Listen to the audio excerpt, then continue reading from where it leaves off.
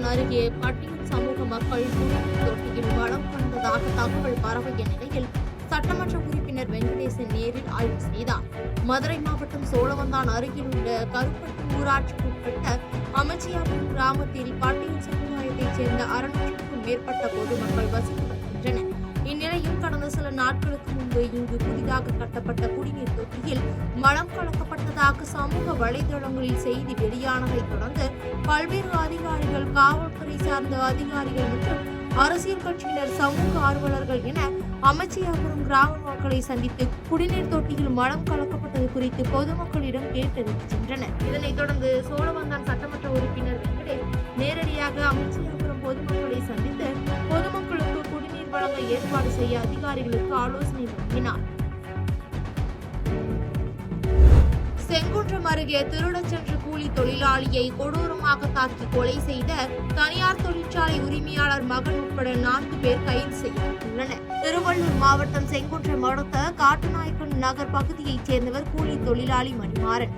இவர் சாலைகளில் உள்ள பழைய பொருட்களை சேகரித்து அவற்றை கடையில் வைத்து விற்பனை செய்து வந்துள்ளார். இந்நிலையில் கோணிமேடு பகுதியில் அமைந்துள்ள தனியார் பிளாஸ்டிக் தொழிற்சாலையில் மணிமாறன் திருடுவதற்காக சென்றதாக கூறப்படுகிறது. இதனை கண்ட தொழிற்சாலை ஊழியர்கள் மணிமாறனை பிடித்து அங்கிருந்த கம்பத்தில் கட்டி வைத்து இரும்பு ராடால் பயங்கரமாக தாக்கியுள்ளனர். இதனையடுத்து எல்லையம்மன்பேட்டை கிராமத்தில் கால்வாயில் மணிமாறன் தலை மொட்டையடிக்கப்பட்டு காயங்களுடன் சடலமாக கிடந்துள்ளார்.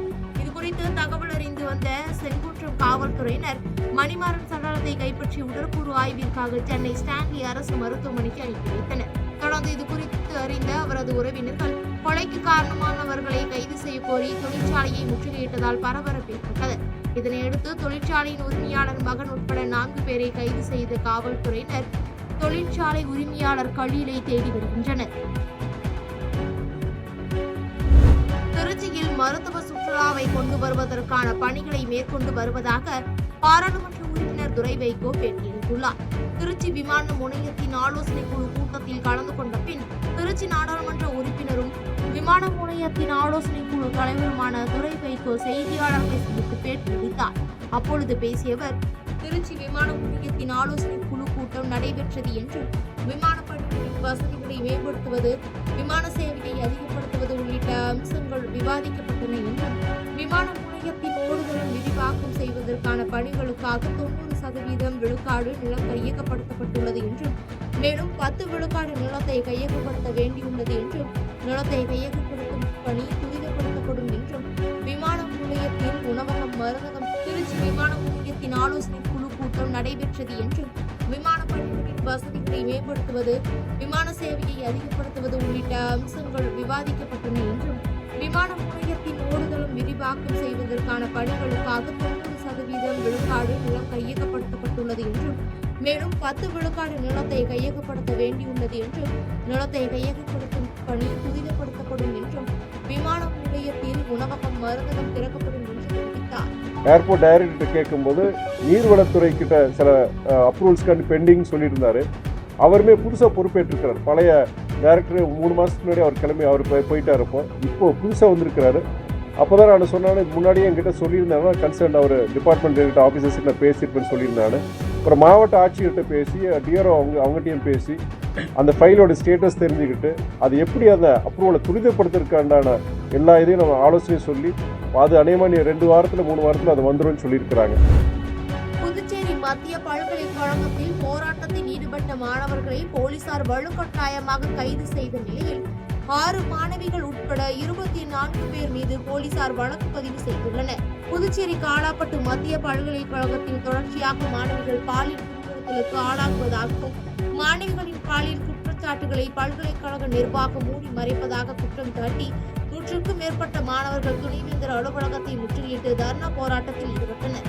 இதனையடுத்து போலீசார் உள்ளிட்ட உயர் அதிகாரிகள் பலகட்ட பேச்சுவார்த்தை நடத்தியும் போராட்டத்தை கைவிட மாணவர்கள் மறுத்ததால் போலீசார் மாணவ மாணவிகளை தாக்கியும் தடியடி நடத்தியும் வலுக்கட்டாயமாக கைது செய்தனர்.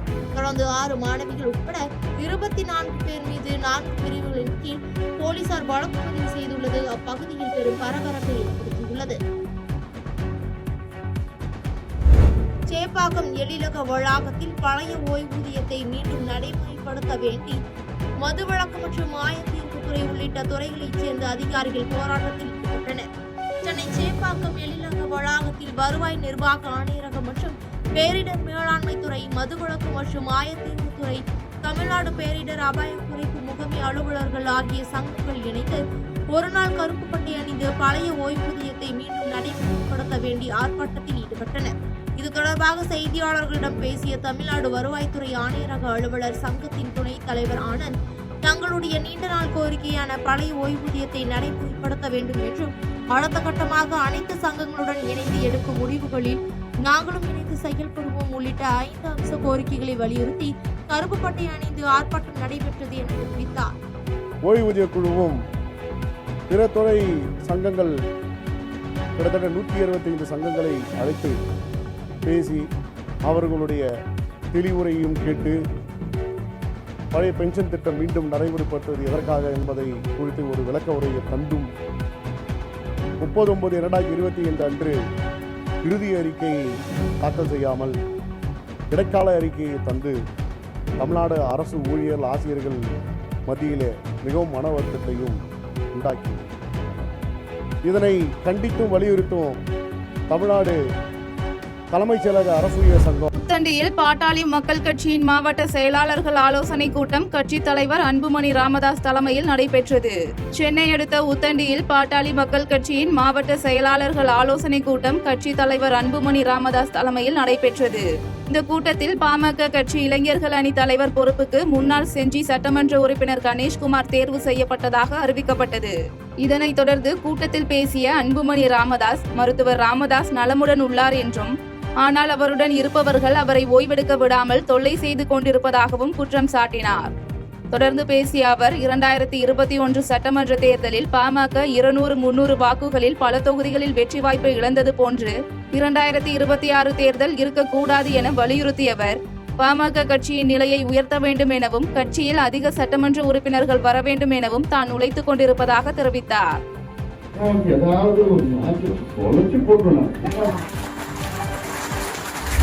இந்த ஆண்டு தமிழகத்தின் வட மாவட்டங்களில் வடகிழக்கு பருவமழை இயல்பை விட அதிகமாக இருக்கும் என இந்திய வானிலை ஆய்வு மைய தென்மண்டல தலைவர் அமுதா தெரிவித்துள்ளார். தமிழகத்தில் தென்மேற்கு பருவமழை விலகுவது மற்றும் வடகிழக்கு பருவமழை துவங்குவது குறித்து சென்னை நுங்கம்பாக்கம் வானிலை ஆய்வு மைய அலுவலகத்தில் இந்திய வானிலை ஆய்வு மைய தென்மண்டல தலைவர் அமுதா செய்தியாளர்களை சந்தித்தார். அப்போது இந்திய வானிலை ஆய்வு மையம் வெளியிட்ட 2 வார கால அறிக்கையின்படி தென்மேற்கு பருவமழை 16, 17 ஆகிய தேதிகளில் விலகி 16, 18ஆம் தேதிக்குள் வடகிழக்கு பருவமழை துவங்குவதற்கான சாத்தியக்கூறுகள் உள்ளன என்றும், வடகிழக்கு பருவமழை வட மாவட்டங்களில் இயல்பாகவும் இயல்பை விட அதிகமாகவும், தென் மாவட்டங்களில் இயல்பாகவும் இயல்பை விட குறைவாகவும் பெய்ய வாய்ப்பு உள்ளது என்று தெரிவித்தார். மேலும் திருவண்ணாமலை, திருப்பத்தூர், தேனி, சிவகங்கை, திண்டுக்கல் உள்ளிட்ட 15 மாவட்டங்களில் கனமழைக்கு வாய்ப்பு உள்ளதாக குறிப்பிட்டவர், சென்னையை பொறுத்தவரை வானம் மேகமூட்டத்துடன் காணப்பட்டு மாலை அல்லது இரவில் ஓரிரு இடங்களில் மழைக்கு வாய்ப்பு உள்ளது என்றும் தெரிவித்தார். தமிழ்நாடு பொறுத்த வரைக்கும் இயல்பு நிலை அப்படின்றது தமிழகத்திற்கு 33 சென்டிமீட்டர், நமக்கு பதிவானதும் அந்த அளவை ஒட்டி தான் 33 சென்டிமீட்டர் தான். ஆனால் அந்த இயல்பிலிருந்து விலகல்னு பார்த்தீங்கன்னா ஒரு -1%. ஆனால் அது இயல்பு நிலையாகத்தான் கருதப்படுகிறது. சென்னை கேட்டீங்க இல்லையா, இது தென்மேற்கு பருவமழை குறித்த தரவு. சென்னை டிஸ்ட்ரிக்ட்னு பார்த்தீங்கன்னா தென்மேற்கு பருவமழை 2025 நமக்கு இயல்பை விட அதிகம், அதாவது +29% பதிவாயிருக்கு. அதாவது நார்மல் இயல்பு அப்படின்றது 45 சென்டிமீட்டர், நமக்கு கிடைத்த மழை பதிவு 58 சென்டிமீட்டர். கூட்ட நெரிசல் காரணமாக உயிரிழந்தவர்களின் 16ஆம் நாள் காரியம் முடியும் வரை பேச முடியாத அளவு வலியுடன் இருப்பதாக சென்னையில் தவேக கட்சியின் தேர்தல் பிரச்சார மேலாண்மை பொதுச் செயலாளர் ஆதவ் அர்ஜுனா வேதனை தெரிவித்துள்ளார். உத்தரகாண்ட் மாநிலம் டேராடூனில் நடைபெற்ற தேசிய சப் ஜூனியர் கூடைப்பந்து விளையாட்டுத் தொடருக்காக கடந்த வாரம் உத்தரகாண்ட் சென்றிருந்த தமிழக வெற்றிக் கழகத்தின் தேர்தல் பிரச்சார மேலாண்மை பொதுச் செயலாளர் ஆதவ் அர்ஜுனா டெல்லியில் இருந்து விமானம் மூலம் சென்னை திரும்பினார். சென்னை விமான நிலையத்தில் செய்தியாளர்களை சந்தித்த ஆதவ் அர்ஜுனா, கரூர் கூட்ட நெரிசலில் உயிரிழந்தவர்களின் 16ஆம் நாள் காரியம் முடியும் வரை யாரும் பேச முடியாத அளவு வலியுடன் உள்ளதாகவும், 16ஆம் நாள் காரியம் முடிந்த பிறகு எல்லா உண்மைகளும் சொல்வதாகவும் தெரிவித்தார்.